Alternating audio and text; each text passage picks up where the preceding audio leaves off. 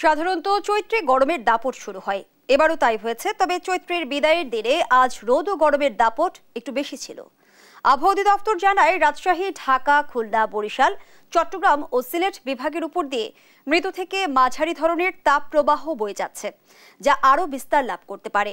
6 বিভাগ থেকে তাপপ্রবাহ ছড়িয়ে পড়তে পারে 8 বিভাগেই। আগামীকাল ও পরদিনও এই তাপপ্রবাহ অব্যাহত থাকবে বলে জানায় আবহাওয়া অফিস। আমরা তাপপ্রবাহ একটা সতর্কবার্তাও জারি করেছি যে চলমান 6টা ডিভিশন রাজশাহী, ঢাকা, সিলেট, খুলনা, বরিশাল, চট্টগ্রাম এই 6 ডিভিশনের যে মৃদু থেকে মাঝারি তাপদাহ চলছে, এটা 72 ঘন্টা আরও কন্টিনিউ করবে। এমনকি এটা তাপমাত্রা আরও বেড়ে যেতে পারে। সেক্ষেত্রে অনেক জায়গায় তাপমাত্রা 40-এর কাছাকাছি চলে যেতে পারে।